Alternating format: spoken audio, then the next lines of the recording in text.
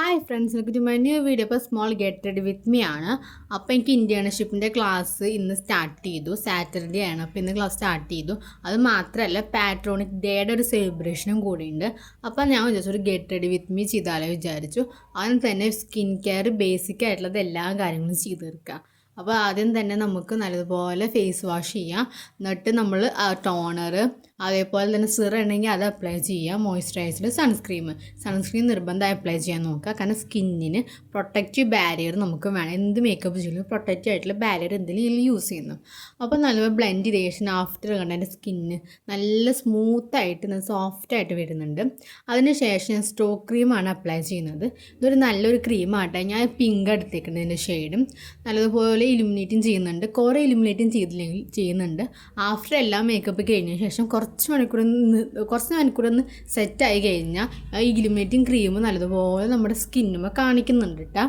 അപ്പോൾ നല്ലൊരു ക്രീം തന്നെയാട്ടെ എനിക്ക് ഫീൽ ചെയ്തിട്ടുണ്ട്. ഫേസിന് കുറേ അപ്ലൈ ചെയ്യുന്ന ആവശ്യമില്ല. കുറച്ച് നമുക്ക് എവിടെയൊക്കെയാണ് വേണ്ടത് ആ പോർഷനിൽ നല്ലപോലെ ഒന്ന് ബ്ലെൻഡ് ചെയ്ത് കൊടുക്കുക.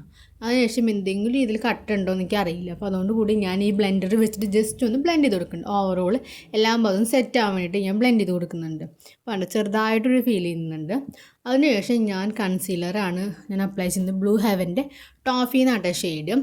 105 ആണ് ഷെയ്ഡ്. അത് വെച്ച് ജസ്റ്റ് ഒന്ന് കൺസീലർ ചില പോർഷൻസ് കണ്ണിൻ്റെ അടിഭാഗത്ത് ഒന്ന് ബ്ലെൻഡ് ചെയ്യാൻ വേണ്ടിയിട്ട് ഞാൻ എന്ത് ചെയ്തു എന്നറിയാം, എൻ്റെ ചെറിയൊരു സ്പഞ്ച് നല്ല ബ്യൂട്ടി ബ്ലെൻഡർ വെച്ചിട്ട് ജസ്റ്റ് ഒന്ന് ബ്ലെൻഡ് ചെയ്തെടുക്കുക. രണ്ട് ഭാഗം ബ്ലെൻഡ് ചെയ്ത് കഴിഞ്ഞു കേട്ടോ.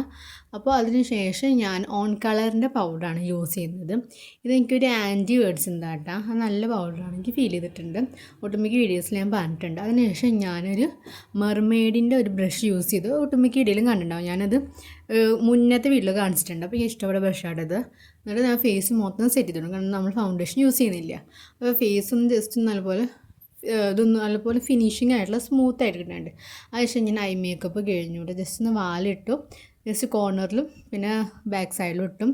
അതിനുശേഷം ഞാൻ സ്പൂല് വെച്ചിട്ട് ജസ്റ്റ് ഒന്നിൻ്റെ പിരികൊന്ന് പിരികൊന്ന് ഷേപ്പ് ചെയ്ത് കൊടുത്തു.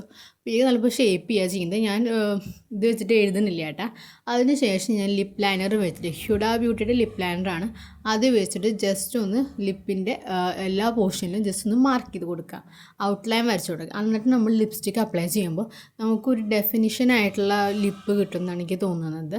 ജസ്റ്റ് എന്നിട്ട് അതിന് ശേഷം ഞാൻ ഡാസ്ലറിൻ്റെ ഈ ഷെയ്ഡ് എടുത്തതിന് ശേഷം ജസ്റ്റ് കുറച്ചെടുത്തിട്ട് ജസ്റ്റ് കൈ വെച്ചിട്ട് ബ്ലെൻഡ് ചെയ്ത് കൊടുക്കുക ചെയ്യുന്നത്.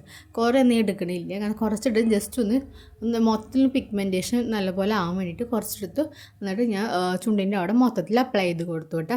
നല്ലൊരു ഷെയ്ഡായിട്ട് ഇത് ഇഷ്ടപ്പെട്ടു. എല്ലാ സ്കിൻ ടോണുകാർക്കും ചേർന്നൊരു ഷെയ്ഡാണ് ഇത് മേടിച്ചത് ഞാൻ ഡാസ്ലറിൻ്റെ. അപ്പോൾ കണ്ട ഞാൻ നല്ല അപ്ലൈ ചെയ്തതിന് ശേഷം കമ്മൽ ചൂസ് ചെയ്തു വിട്ടു. ഇത് ഞാൻ കുന്നംകുളത്ത് വാങ്ങിയൊരു കമ്മലാട്ടാ. ഇന്നലെ മേടിച്ചു തുടങ്ങി, നല്ല ക്യൂട്ടായി തോന്നി. അപ്പോൾ ഞാൻ അത് അപ്ലൈ ചെയ്തു. എന്നിട്ട് ഇതാണ് എൻ്റെ ഫൈനൽ ലുക്ക്. അപ്പോൾ ഇതാണ് എൻ്റെ ഫോട്ടോസ്.